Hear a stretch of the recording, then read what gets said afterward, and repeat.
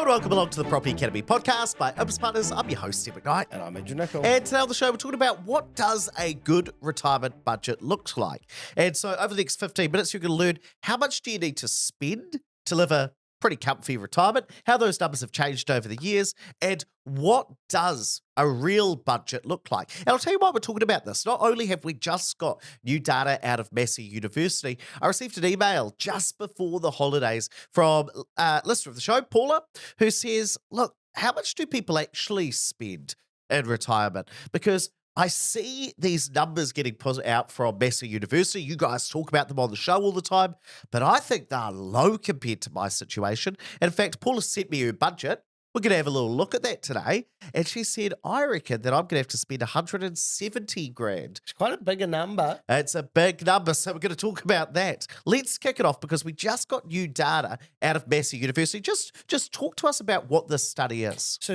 Massey University put together kind of what they would expect a single person or a couple are going to spend, depending on whether or not they live in a large city in New Zealand, or if they live in a smaller part of Christchurch. And they basically go through and say, yeah, look, based on a typical retired family or person, this is what we'd expect you to spend. And they break it down into a couple of different categories. And I suppose this is important because we often talk about FOMO, the fear of missing out. And I think that that's kind of being replaced a little bit, or at least when it comes to retirement planning, by FORO, which is the fear of running out or the fear of running out of money. Why are you Did you smirking? make that up? No, I thought, to be honest, I thought I did, and then I read it in someone else's report. I actually think that's quite good. I often say to people who are kind of thinking about their retirement, most people, I think, will end up now working way longer than they ought to because they're so terrified of running out, which neither of those are a good outcome. And coming to that data, they break it into different categories, right? Based on whether it's one or two people, based on whether you want a sort of no-frills lifestyle or a choices lifestyle, and also, as you said, whether you're in a city or in the provinces. Now, what kind of numbers are we talking? How much are we going to need to spend per week? Okay, so just to give you some examples, so if you are wanting the no-frills budget lifestyle, which is like really, really restrictive about what you're going to spend, as a single person, it's about $700 a week if you're living in one of the main centres. If you're living as a two-person household, it only increases by about $120 to just over $900 a week. So not a big difference to add that one other person on. For the choices lifestyle, this is the one I found most interesting.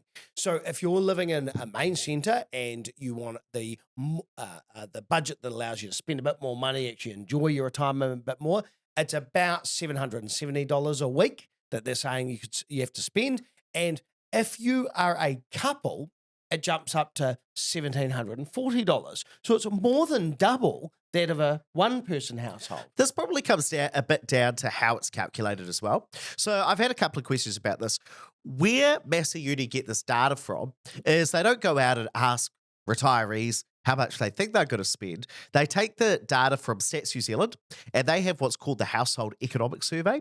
And they actually go out and ask people, how much do you actually spend across different things? So Massey Uni gets that data and they say, okay, let's look at households where at least one person are 65 or older, or where at least one person is getting the government pension. So I'm wondering whether the choices lifestyle is being biased a little bit up by the fact that maybe in that two-person household, the people who are spending more might have one person still working a bit. And we see this in the numbers where they look at, okay, well, where is the money coming from this? Sometimes it's still coming from income. People who are deciding to still work after they are 65. It could also be, though, that if you're in a couple and you want actually the choices lifestyle, maybe you're spending a bit more money on travel because it's a bit more fun going with your partner. Now, the scary part about all of these figures is every single one of them is more than the New Zealand superannuation. Shit. So the New Zealand superannuation is not even covering the no-frills budget. We've got to have a plan to get some money outside of the New Zealand pension system. And look, if you've been listening for a while, this is all stuff you've probably heard before. You need more money. You need more money. If you want to retire today at 65, have that choices lifestyle in one of the cities, you're going to need about 270 grand in the bank. If you're a two-person household living in a city and you want that choices lifestyle, you're going to need about $1.1 million in the bank. And that's just today. Those numbers go up over time. If you're 45, you're going to need more than $1.1 million in the bank because the cost of living goes up over time. Now, I just want to come back to Paula's question because she said, look, for two people living that choices lifestyle, that's 90 grand per year. But I think that's really low. And so it's important to understand how this is calculated. When they talk about the choices lifestyle, they look at people who have at least one person who's 65 plus in the household, and they're looking at the second quintile. So what I mean by that is these are people who are spending more than 70% of people, but less than 30% of people. So it's kind of that 70th percentile. So it's above average, but it's not way, way up there. So then when I started to look at Paula's numbers, and she's saying, well, even if I don't have a mortgage payment, I'm still spending 170 grand per year. And I've actually got a budget here. So she's put together this budget based on what her current spending is? So she's saying, look, I've got a couple of kids, but I reckon I'm still going to be spending 170 grand per year, excluding my kids, excluding my mortgage. And what that tells me is that Paula and her husband are earning really good money. Like they have to be in this position. In fact, to earn 170 grand, excluding after tax, even in the most conservative situation, you would both need to be earning at least 120 grand each. And so that means your household income is at least 240 grand, which is way above average. In fact, if you and your husband are both earning 120 grand, and again, that is the most conservative I could be, that is the lowest number it could possibly be. In fact, it's probably higher. But if you are both earning 120 grand, that puts you in the top 11% of wage and salary earners. So in terms of household income, you're easily in the top 10%.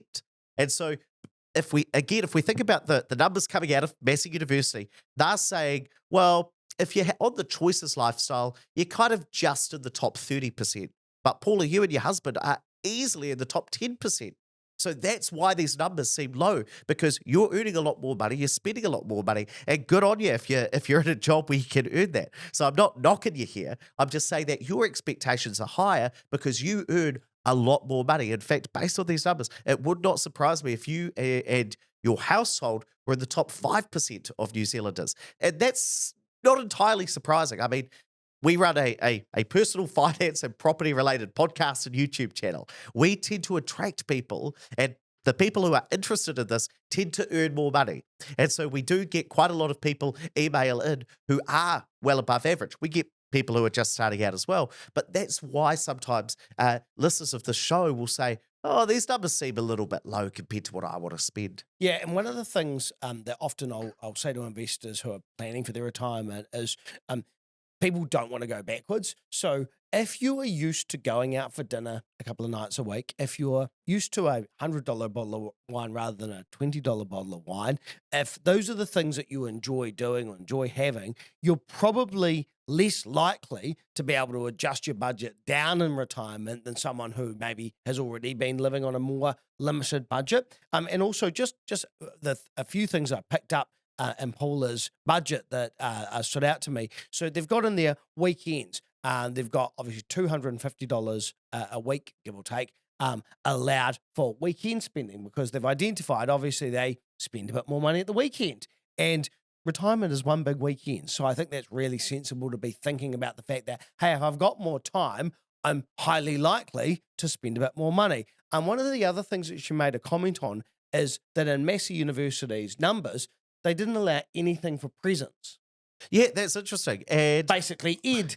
I think there's a little bit in there, but it's not huge. Yeah. So Paula's allowed like quite a lot of money for presents. Generous. About $2,900 a year for birthday presents. The same for Christmas. We've got some other presents in there. We've got 20 grand in there for holidays. We've got expenses for the dog, like 3 grand a year. And there's also stuff like allowing money to spend on children and Mm, grandchildren. mm. And again, what I would say with this, there will be people who look at this and are like, holy heck. Like, that is a lot of money to spend on children, grandchildren, birthday presents, Christmas presents. But what we've got to put this in context of is Paula and her husband will be a household that earn more money and they don't want to go backwards in retirement. And so that's why they're doing it. The most important thing is that they're actually being really honest about where they spend and to say, this is what we want to spend in the future. There are other things in here like, I saw one that was photo stuff / shows. So I'm guessing that's hobbies as well. So if you've got hobbies that cost a bit of money and you want to carry on doing them in retirement when you've got more time to do them, you absolutely do need to be accounting for these things. Work lunches is interesting though. So they're obviously assuming that one person does continue working for a period of time. yeah, or just want to continue going out. Now, there's kind of $65,000 worth of kind of quote unquote optional costs, which is kind of earmarked. Now, the truth of the matter is if you took that 66 grand worth of stuff off the budget, it would start to get very, very close to Massey University's kind of 93-ish grand. So it would be possible for Paula to get back down to that kind of choices number if she wanted to. But it's just saying, well, once we include all of those extras that you want, you got to need to be above average. So it's basically saying, I can understand that you wouldn't want to go from a top 10% of income earners lifestyle down to a top 30 or a top 40% of income earners lifestyle. Nothing wrong with those lifestyles. It's just what you're used to. One of the things I found quite interesting that you might be able to shed some light on or give an opinion of why it might be is I was surprised at the small percentage increase for the costs from 2023's numbers to 2024's numbers. Oh, yeah, no, that's fair enough. So if we jump in and look at the increases were on average. Kind of a few percent, whereas, we've had inflation at like 7, right? Oh, so over the period where these numbers were taken, inflation was 3.3%. Right. So at the time they looked at those numbers, inflation wasn't running that high. The big 7% of inflation kind of happened a year or two ago. So we might get that in next year's numbers. No, maybe. we've already had it Oh, we've in the already had it. 2023 numbers. But what's interesting is that if we look at the Choices provincial lifestyle for one person, that was only up 1.8% because the things that those people buy didn't go up in price that much. If we compare that to the one person no frills provincial lifestyle, that went up by above inflation by almost 3.5%. And so the things that those people buy have gone up by quite a lot.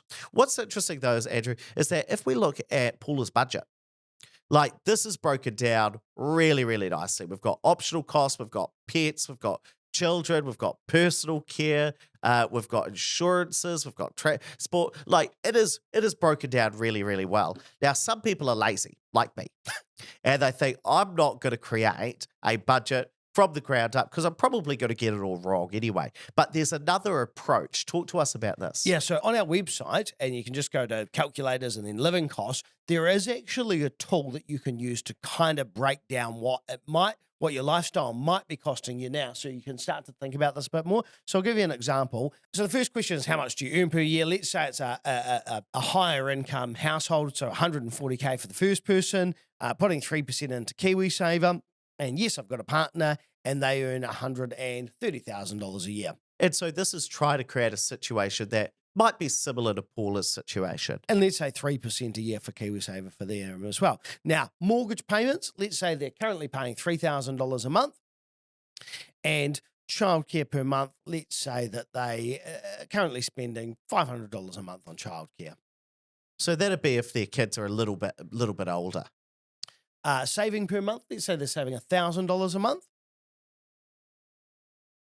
And when they get to retirement, they want to spend $20,000 a year on travel. Now, interestingly enough, the number that we've got is actually not too dissimilar to the example that Paul has given us. So the budget that we've suggested is about $157,000 a year. And the reason this is interesting is it's kind of the opposite approach. Rather than saying, what are all of the expenses that I am going to have in retirement and estimating it all, because you might be a little bit over, it might be a little bit under. The other approach is to say, well, okay, how much do you currently spend on lifestyle? So these people are, really good incomes, 140 grand and 130 grand. And it says, okay, well, let's take off the tax, because when you're in retirement, you're probably not going to be paying that tax because you're not earning as much income. You're going to be spending your assets. Okay. Well, what about your mortgage repayment? Let's assume that's gone because you don't need that anymore. Childcare, won't be spending that in retirement.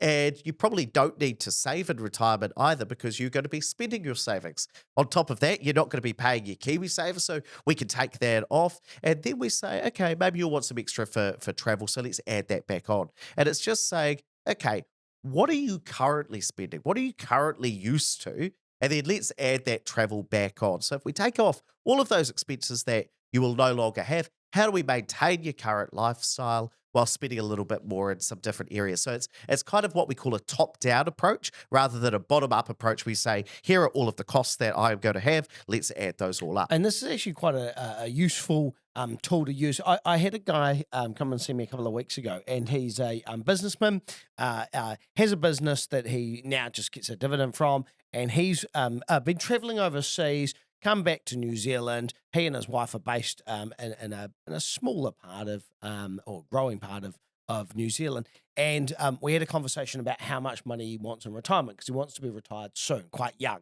because he's got young kids. How young are we talking? He'll be 50s, in his early to mid 50s. And I said to him, cool, great, we need to figure out how much you're spending a year. And he said, I actually don't know. Like, my business just paid me enough money that I just spend what I want. And he's got a number of properties that he just kind of, all the money just gets mixed around. And so now what I've done is set him on a budget. And I don't believe in, I'm not into the normal budgets. What he's doing now is he's just paying himself an amount per week, and that's his spending money to see if actually he can afford to live on the number he said he's going to live on. It'll be very interesting to see what Check happens. in 3 months. So if you want to check out that calculator, just Google cost of living calculator, Opus Partners, something like that, or type it into ChatGPT. Find me Opus's cost of living calculator, because it's actually very interesting when you figure out what you are spending. Right, let's wrap it up there, but please don't forget to rate, review, subscribe to the podcast. It really does help us get the message out to more people. And over the last 15 minutes, you've learned how much you need to spend in retirement, how those numbers have changed, at least over the last year, and also what a good retirement budget looks like.